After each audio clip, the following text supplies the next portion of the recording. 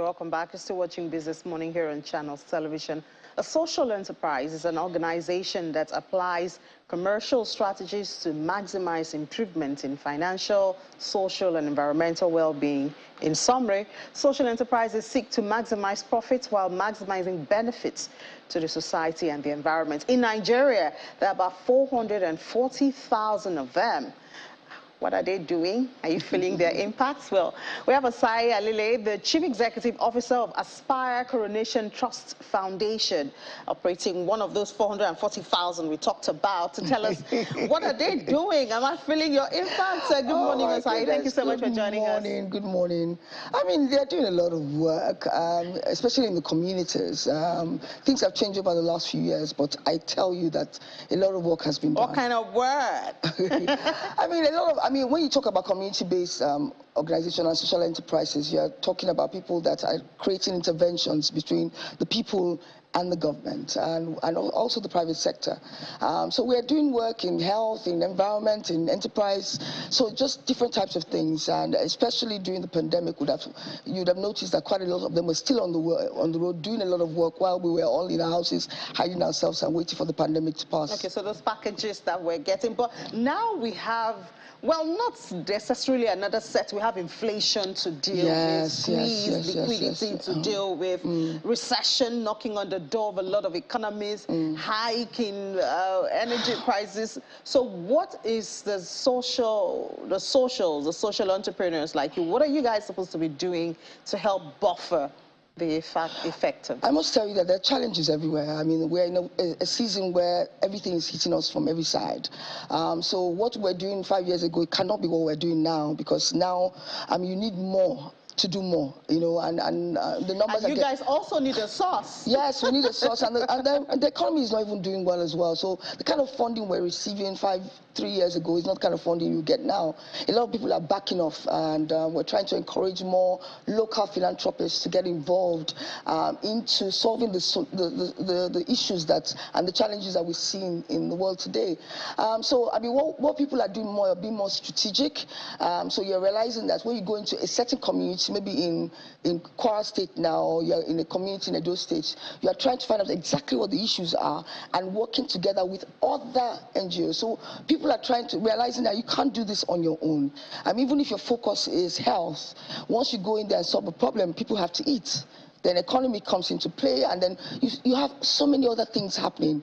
So everybody has to work and synergize together to make sure that we come up with a solution. Yeah. So I'm just thinking, of course, funding is squeezed everywhere from not just Nigeria, everywhere. Yeah. But what do you promise those funds to make them, you know, believe in you? What message do you preach to them?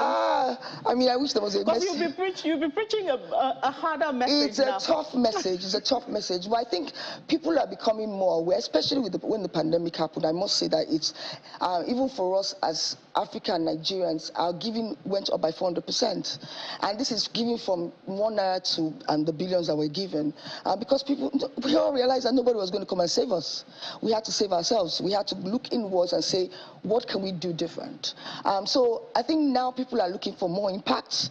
So when you mentioned the 400 and something thousand social enterprises, I smile, because now you have to be able to measure those impacts. People want to say, I'm giving you this money, but what have you done with it? Nobody's looking for numbers anymore. Nobody wants to say, I trained 500 people. What have the 500 people done? What have they done different? When you say we are dealing with cancer, people are asking you now, what preventives are we doing, and what kind of research is being done in that community so that the cancer numbers begin to drop? So they're asking us for more impact. They're asking us for M&Es, evaluating the programs, telling us exactly what is going on. And if you're one of those 400 and something thousand, you don't understand this, then you get into trouble. You get out of business. Yes. Well, I think one of the things I also want to ask is, I mean, it's a popular saying, teach a man to learn how to fish and not just to give him fish. How much of that do you inculcate in your innovations and your work? 100%. I mean, the world is disruptive now. Innovation is key. You can't go out there and just be talking. You have to be able to show You have to be able to, so every time you're continuously disrupting, continuously innovating. And we also realize that you just don't teach. You teach to make people go back and teach. So it's almost doing like a trainer program. Even when you go to the villages, you're telling them that, telling the mother, this is how you take care of your child. And you're expecting her to do the same thing with her cousin, to also teach us her daughter-in-law. So all these things, we're making sure that it's a more rounded and more robust solution. So we're not just giving solutions anymore. We're making sure it's more rounded now. Yeah. How much of a challenge is it for when you come to the level of education or exposure of Nigerians? How much challenge does that pose to you when you try to do your work, especially in the rural areas? You just look, as you're seeing me today, this is not how I am.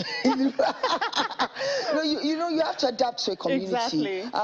Another thing that has changed over the last few years is that we don't come up with a one-fix-all solution anymore. So you go into a community, you see what the issues are. You are dealing with the head of the community, talking to the women in the, So you have to get yourself into the community, and then you come up with a solution that works for that particular community.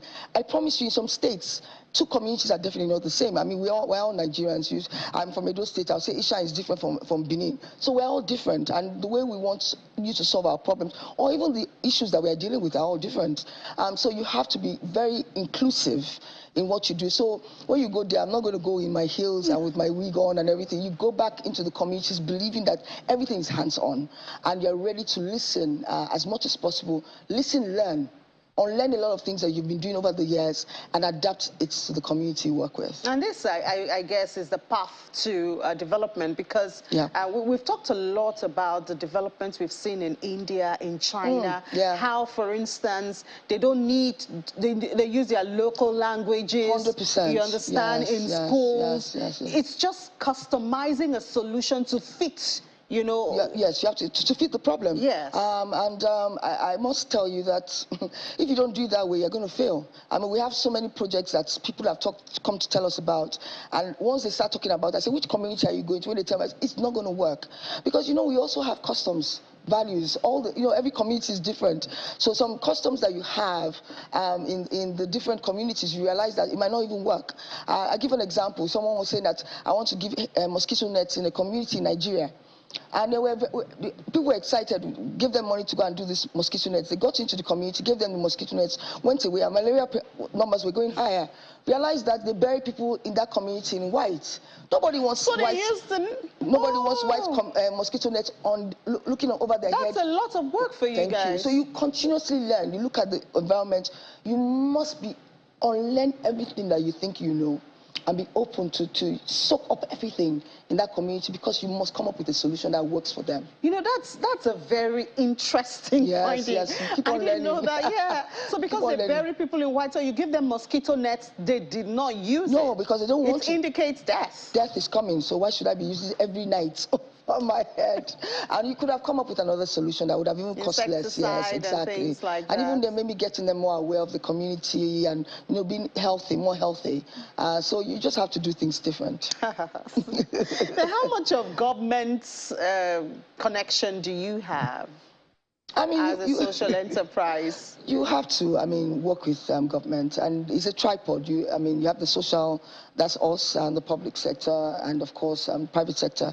And so we have to all work together. Sometimes in communities, you work with the smaller governments, people that are working in the communities, and sometimes, of course, you have to deal with federal government. But with federal government, policies are key. You can't just wake up one day and decide that you want to do a certain thing.